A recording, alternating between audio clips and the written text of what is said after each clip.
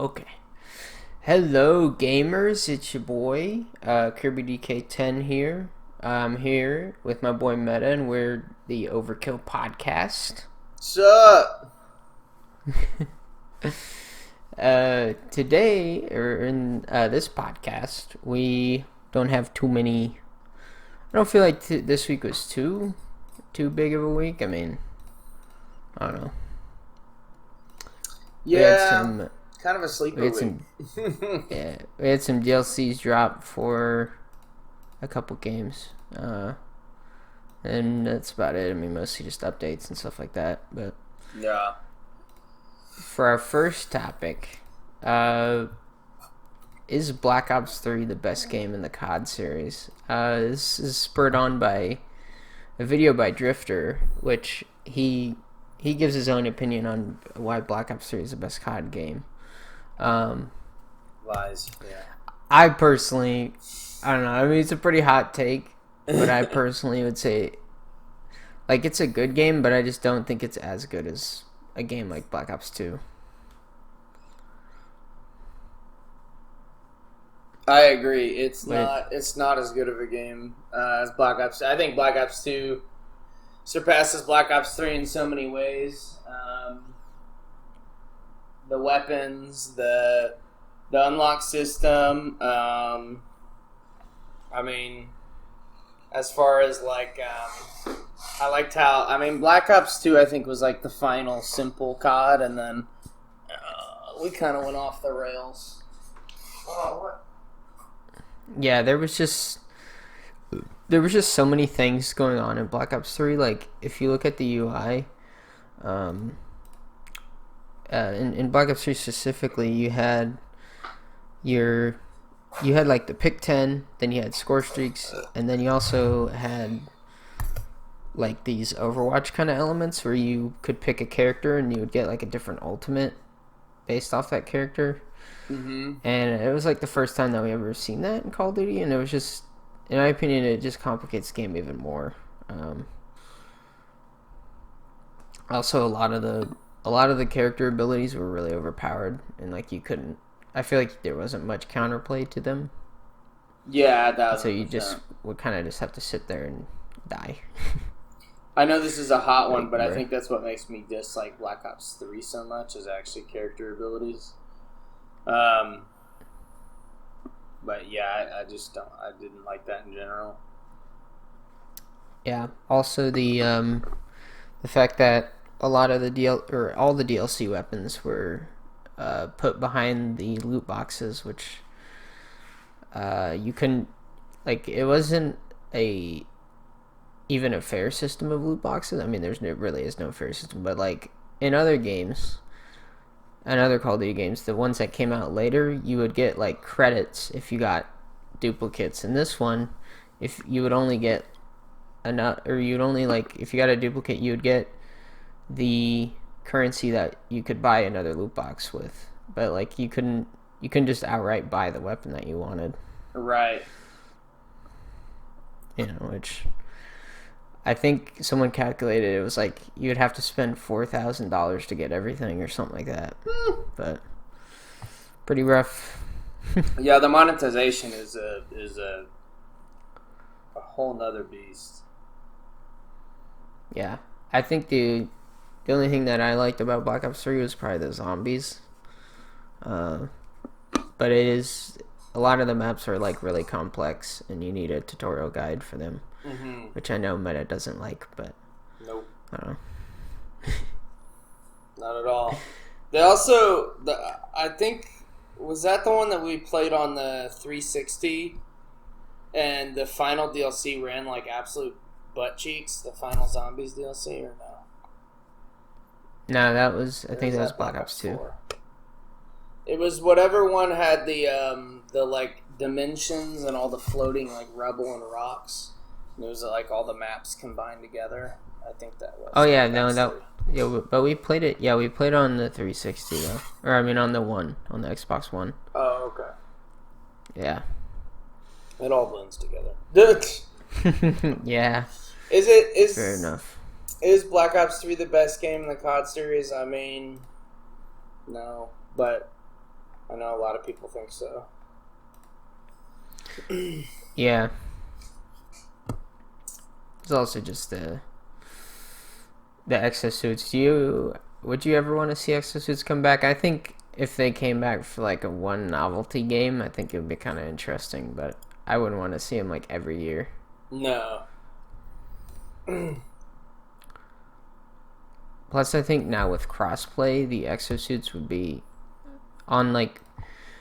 I think it would really make like PC the dominant platform, just because of how many buttons you have to press and stuff to aim and all that. Yeah.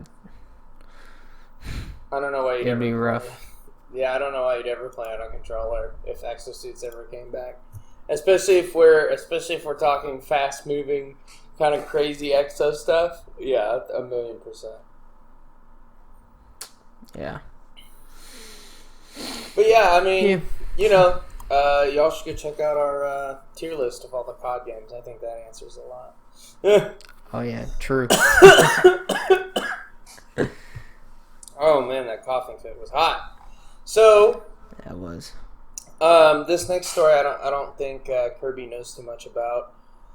No. But so as the quality of Blizzard games like World of Warcraft has kind of dwindled down, as the stories have become like more formulaic and kind of the same thing over and over again, people began to speculate that WoW was using AI to write stories, and the only reason that rumor ever came out is because people that left the company or quit said that they were playing around with AI, but that they never really, used it for anything yet. And I found a story here from IGN. I don't know how trustworthy this can be, but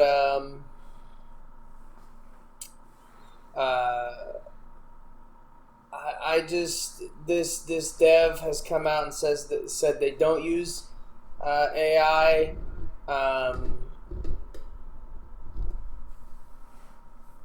and that what they're using AI on is for the creation of armor sets. So what they'll do is they use machine learning to kind of take some of the previous armor sets and program it to create new armor sets, about 90% done, and then the artists come back in and kind of put the touches on it. But they also have used AI for a lot of the NPCs to help with like creating responses. But as far as like main story, they do not use AI. That's kind of what this is breaking down. But yeah, he's kind of clarifying that they're not using it for anything, I guess, that they would deem important.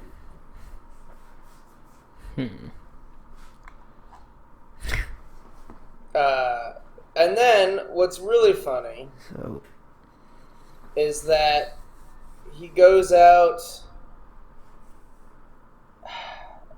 and says like we're not using generative AI within WoW. But what's fascinating is he says he is, like he says they are up to like a point and then they stop, and it's kind of interesting. I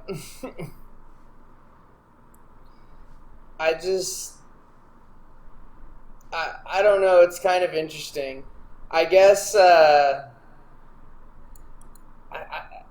guess what he's trying to say is like they use it up to a point and then they create it from that. So it's not really AI, but I would kind of disagree on how that works out. But he's just saying they use it to like fit armor sets to characters and just like generate some like random unimportant NPC dialogue, which is very strange. But yeah, I think he's kind of dancing around the issue. So the rumors are true, kind of, and yeah, it's odd. Based. I don't know if that made any sense because So- this article's kind of written like a clusterfuck. To be 100% honest. Yeah. Well, it's IGN, so what do you expect? But, like here he's saying they like use it to fit it like armor on the characters, and then they use it for some designs, and it's interesting because he says all this, and then at the end he goes, "No, we're not using it." It's super fucking confusing. Interesting.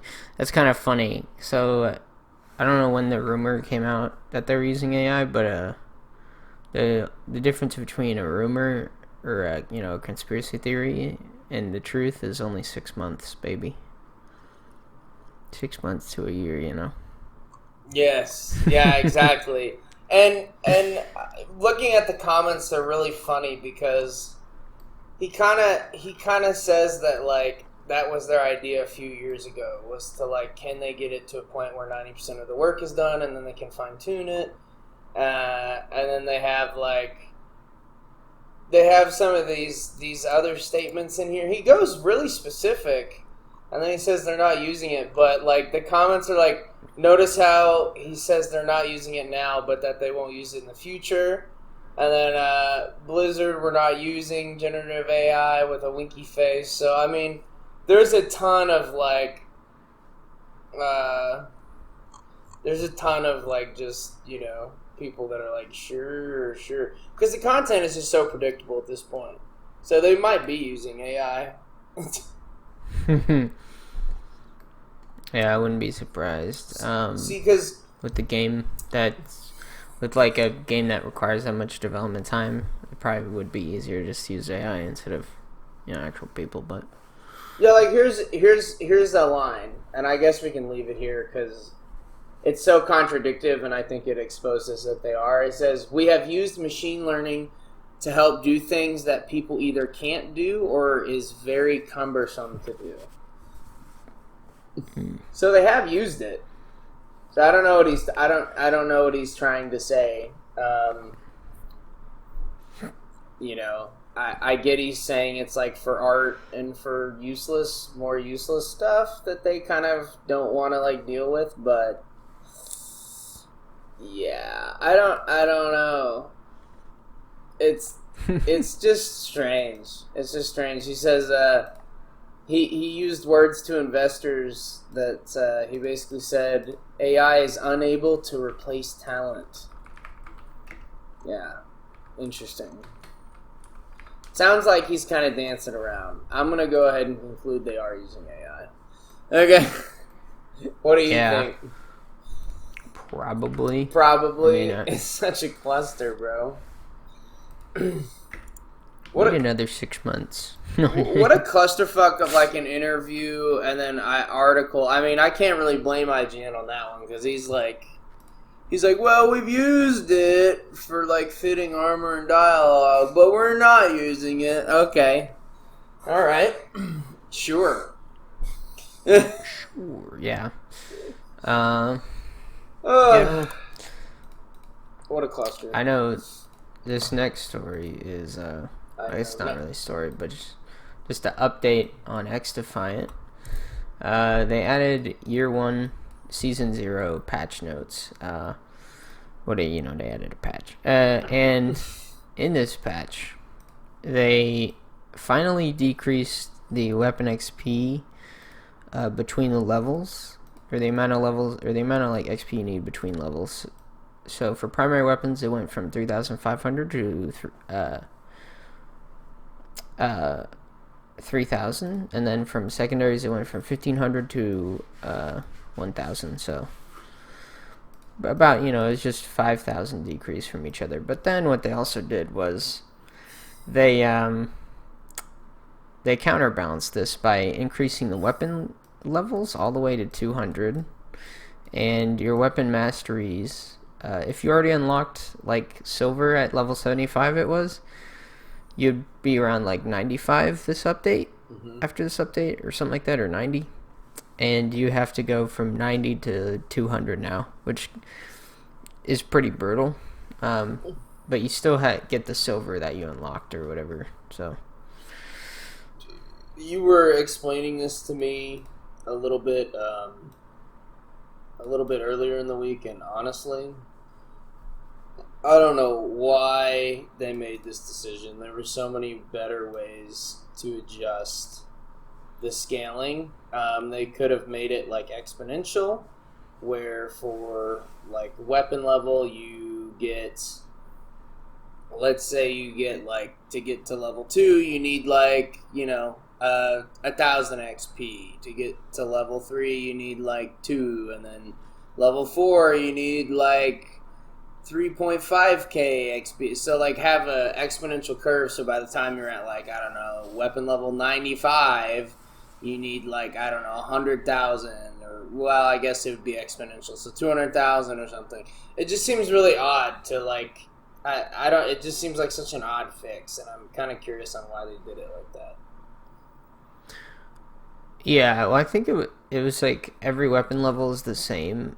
So like going from 99 to like 100 would be the same as going from like level 1 to 2, basically. Yeah, but that was And horrible. It felt like garbage. yeah, it was taking a long time to get like even just attachments. And so like this update, it it will allow you to get the attachments faster. Just the weapon mastery unlocks are going to take so much longer. And I do get that the game is going to be like a multi-year game, but I feel like even if they just added the change where it was the XP and not the weapon level increase, it would have been fine, because going from going from level 1 to 99 would take so long anyways. I feel like with how much content they're going to be adding in season 1, I think it's going to be fine. If it or it would have been fine. But Yeah. I don't know. After this update, I uninstalled the game, so Cold. Nope. I still have it installed, but it's not like I was ever going to play it anyway. Based.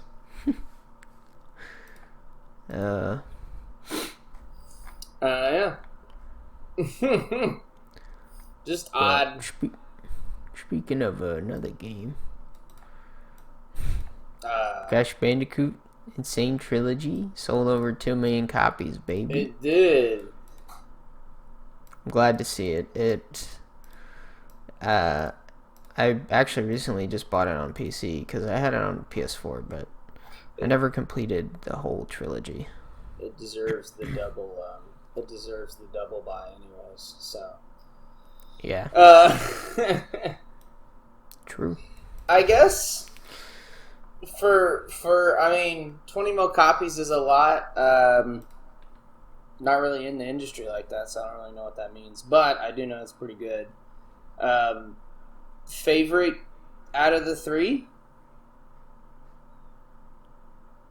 Oh, for me, Mm-hmm. definitely Crash 1. I like Crash 1 because it's just simple platforming, whereas Crash 2 has the slide they introduce, and then in Crash 3 it's like the slide, and then you can like crouch and jump, and you get higher, and it's just like there's so much movement in Crash 3 that I just can't do it. Yeah, they started adding. They just started adding a lot of stuff by Crash 3. I think I'm gonna go with 2 just because I think it's a nice balance of like new mechanics and the same ones from 1, like you were kind of talking about. 3, I didn't play too much of, but it was cool. I probably will buy it too. How far have you gotten on the PC one? I think I've run about like 30. Well, I think I got 30% done with the first game. My guide has just started. No. Based. I've only played it for like an hour, Yeah. I think. I don't know. It's a good series. I think. Yeah. I think even I played through like 2 or like parts of 2 by accident, like as a kid. Yeah, it's just you they all kind of blend together to me, but yeah, it's very good. If you haven't picked it up, you definitely should. It's also very difficult. Like, if you're used to playing modern games, it's surprisingly difficult for an old platformer. Am I wrong? Oh yeah, no, it is brutal. The original Crash 1, I know for the remake they actually did make it quite a bit easier, because at least to get 100%, because in the original game you had to complete the whole level without dying to get the gem. Mm-hmm. In the remake, you can die as many times as you want and still get the gem. Besides the colored gems, you have to finish the whole stage. But so I made it too easy. It's not every it's not every gem. It's still difficult. It is, yeah. Still crazy difficult to me. But yeah, y'all should pick it up. I thought that was a pretty cool story. Man, I like how we're recording this at like 11:30 and just yawning. Okay. Alpha. Exposed. Alpha as fuck, boys. Elden Ring will never be made easier. Why? Because the director, Hidetaka Miyazaki, he says that lowering difficulty would attract more players, but it would break the game itself, quote unquote. This isn't the first time that this topic has been brought up. Here's the full quote. He's talking about making it easier. Had we taken that approach, I don't think the game would have done what it did, because the sense of achievement that players gain from overcoming these hurdles is such a fundamental part of the experience. Turning down difficulty would strip the game of that joy, which in my eyes would break the game itself. So I remember whenever I had my Target job, like 10 years ago, not really, I think that's like more like 6 years ago or 7, I would listen to these gaming podcasts, and this subject has been brought up like a million times, whether it was for Dark Souls 3, Bloodborne, any Souls game that came out, this always becomes like a big topic of like, did you make it easier? And it's always about the official FromSoft games. So it's the same debate a million times. What do you think about making it easier? Before I have a pre-built opinion on this that's pretty long. I personally don't really care if there is a difficulty slider. I know for this type of game, I probably would never beat it. I probably would play it for a little bit, but I just would probably never beat it, just because I don't think insanely hard difficulty is really a fun thing. Mm-hmm. I like a little bit, but not crazy amounts. But I do believe that in Elden Ring, they kind of already have a difficulty slider, because I believe depending on the kind of build that you play, the game will be easier or harder. Mm-hmm. So I believe the summoner build is the easiest one in Elden Ring, because you have a buddy there helping you, because you summon another person, and so I don't know. I don't really personally care if it has one or not. I think I would like it to have one, but yeah, that's my opinion. Fair enough. And you played Bloodborne, right? Have you played any of the other ones? I played Dark Souls 3. A little bit. I beat the first boss, and I was like, you know what, that's good enough for me. So, I think you and I are similar, because I've only played a little bit of Dark Souls 1, a little bit of Bloodborne, and then a little bit of Elden Ring. I have all of the games on PC except for Bloodborne, of course. But the ironic part is I've only beaten like two of the bosses in one of the bosses in, or I think two, yeah, one of the bosses in Elden Ring. Sekiro, I haven't even gotten to the first boss. So like, I have like aspirations to like play it, but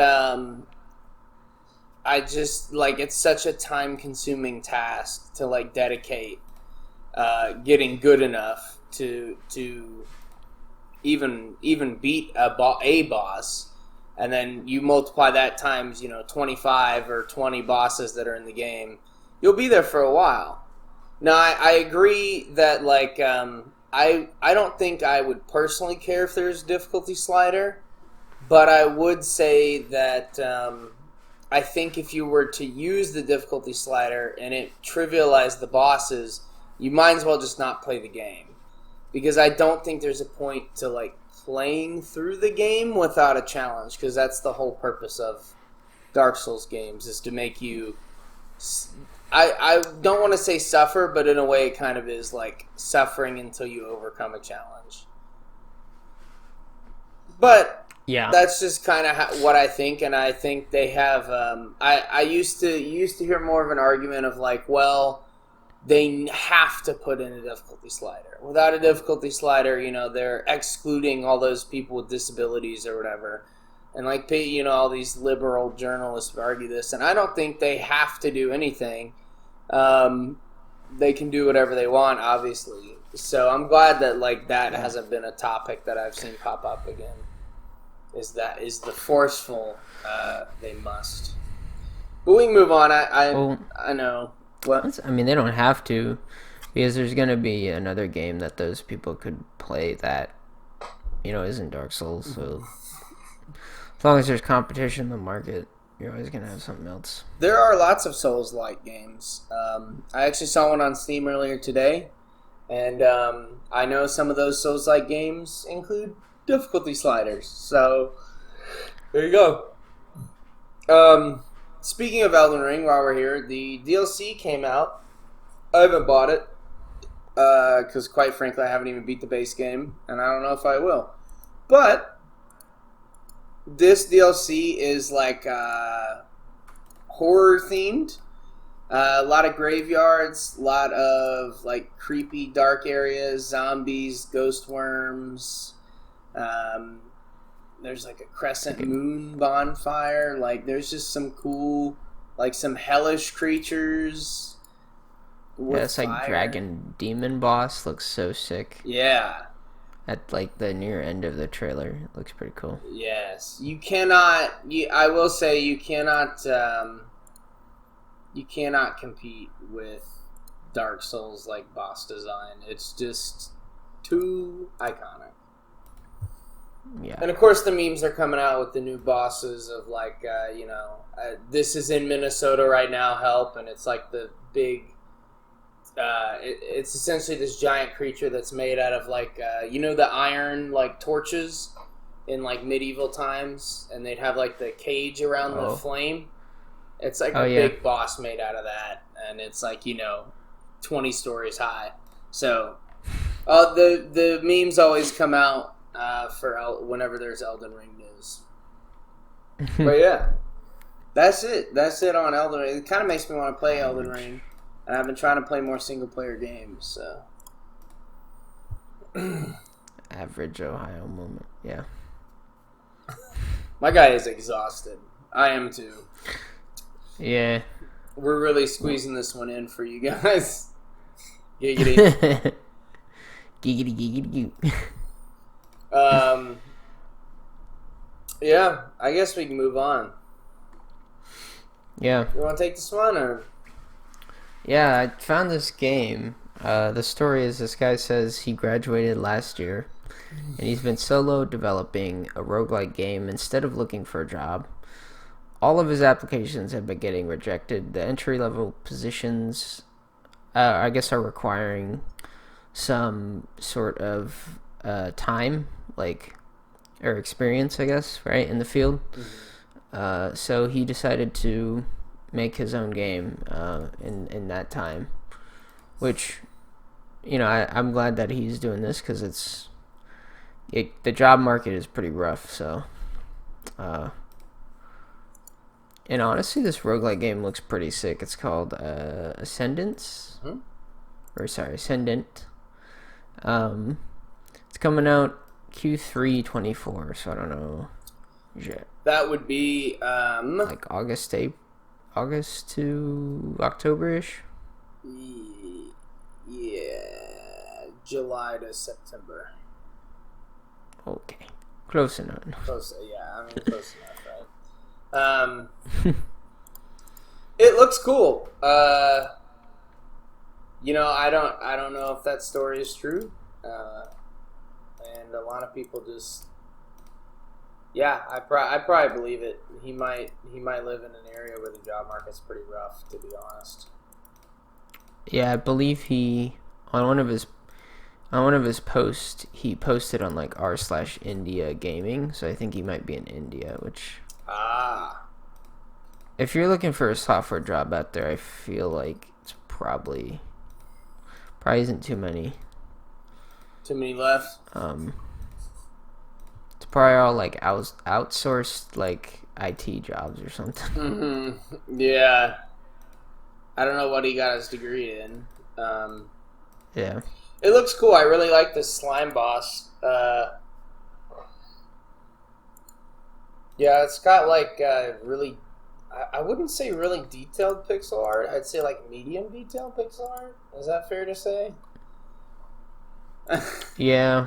It looks pretty cool. Kind of reminds me of like a really detailed like Minecraft pixel or like fantasy art, like texture pack kind of. Mm-hmm. I don't know. Yeah, 1,000%. I agree. Yeah, I mean, check it out if you want to check it out. It looks like it can run on a potato. That's what the requirements say. Oh man. Oh, you know, I'll say I'll get it and then never get it. So we got that. Very true. The most true. Wow. Next story. The Stardew Valley dev. We love this guy, Eric Barone. We always bring him up at least once every 2 weeks. My guy's always giving interviews. He says he actually made Stardew on a hand-me-down Costco laptop, and I guess after he made his millions or whatever, hundreds of thousands, his one big purchase was a nice gaming PC, which is pretty cool. Yeah. Did I nail it? I think I nailed it. Yeah, pretty much. My guy truly went through a rags to riches story. Now he basically doesn't have to worry financially, and he says he enjoys it because now he can focus fully on his creativity instead of making ends meet. And yeah, it's a good thing. It looks like. Oh, it was not a laptop. It was actually a pre-built PC, but. You know, I guess his dad bought it, so I doubt it was even a gaming PC. No, probably not. And he apparently, the reason this is he said this all during the podcast. Apparently, this was like as soon as the game came out, and it was like people bought it. It was like his first purchase.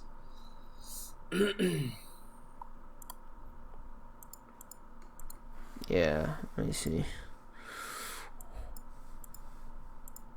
In February this year, Stardew Valley, it reached 30 million copies sold. If you assume that it's $15, that means the game could have generated a revenue of 450 million. And a modest 10% margin puts the creator of the game, he made $45 million. Pretty good. Woo! Baby. That is pretty good. Shit. Yeah. Then I guess self-employment, so half goes to the government. Mm-hmm. Pay up, little baby. So like, let's say 22 million, probably 20 mil. It's pretty good. Yeah. I think at some point it's a little over half. I don't know what tax bracket that is, but I think at some point it gets up to like 60, which is kind of nuts. Anyways, I guess, I mean, that's a cute little story. I guess we can move on to Stray, the game that I also, actually, I don't think I ever said I'd play this one, because it's just quick time events with a cat. But if y'all remember, you play as a little orange cat. It looks pretty.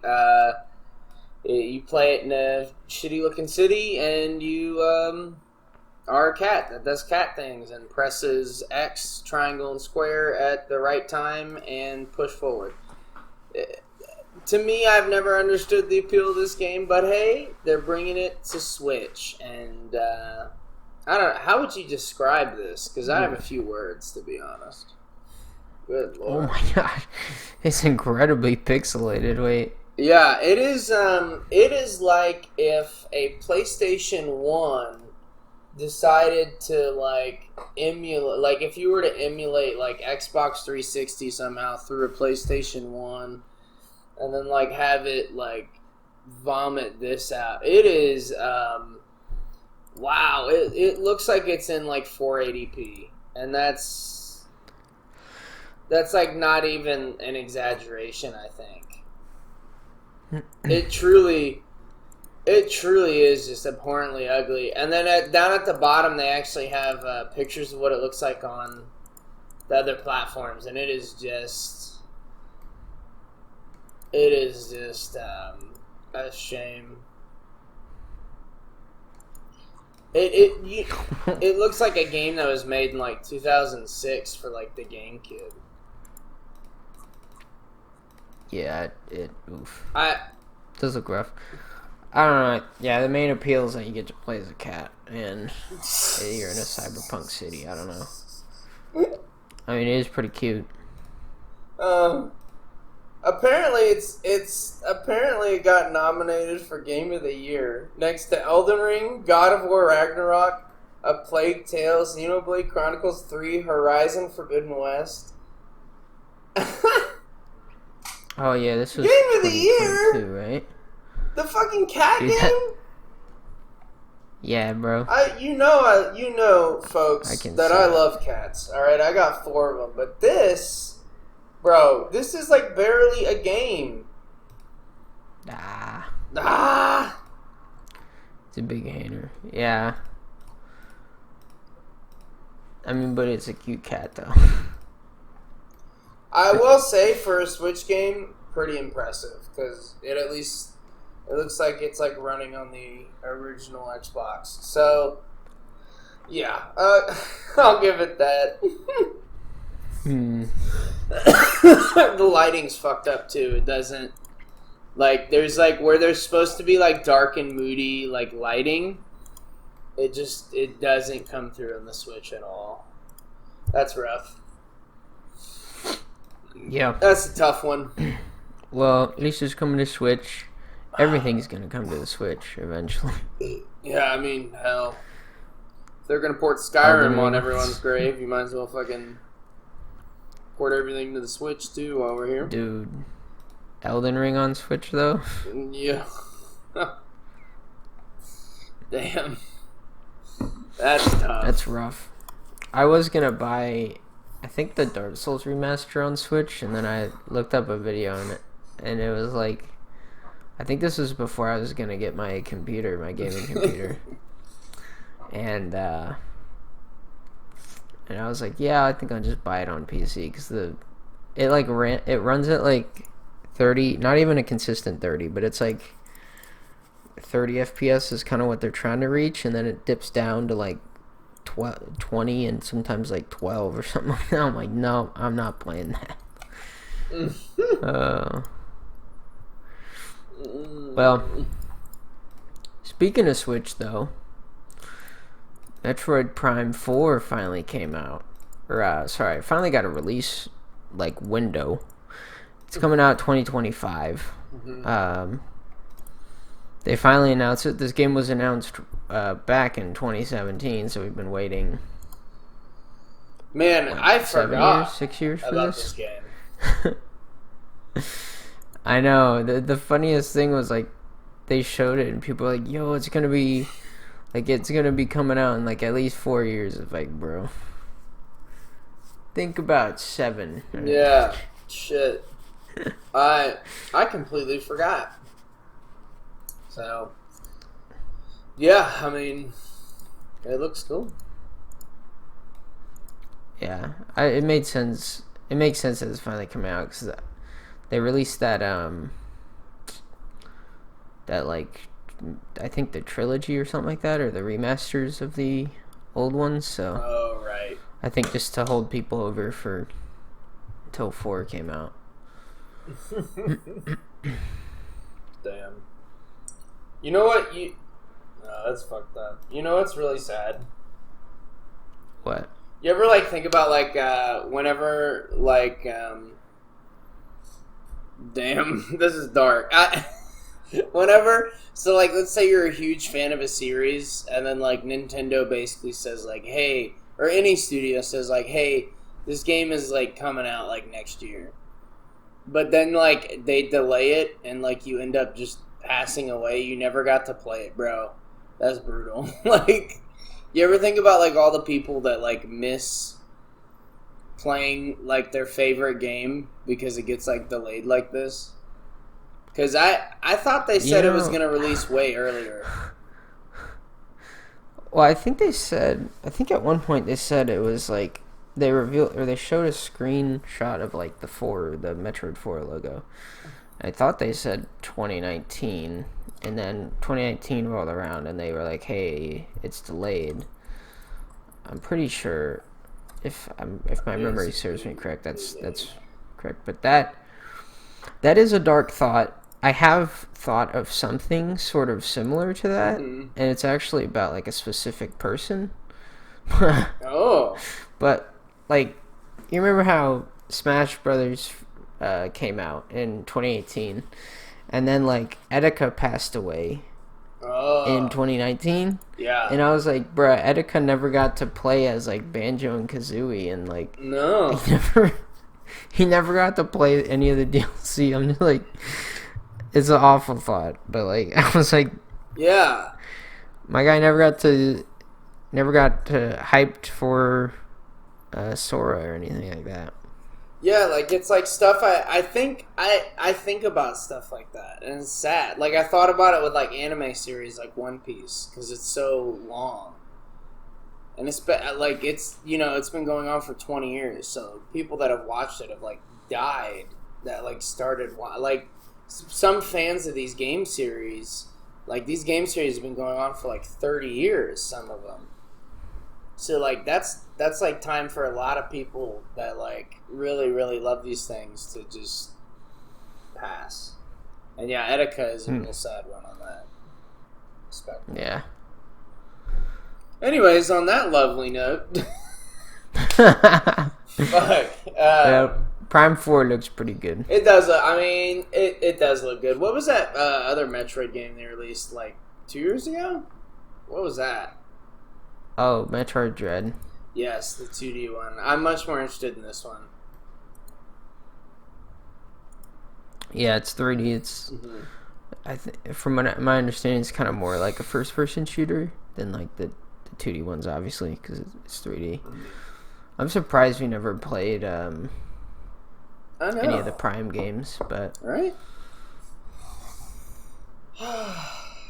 Yeah, looks pretty good. Well, gamers. Yeah, I think that'll be it. I've enjoyed my 4 cups of coffee during this episode because caffeine doesn't affect me; it just tastes good. And yeah, I think that's all we got, right? I think that's it. Peace, gamers. Y'all have a great day. Peace.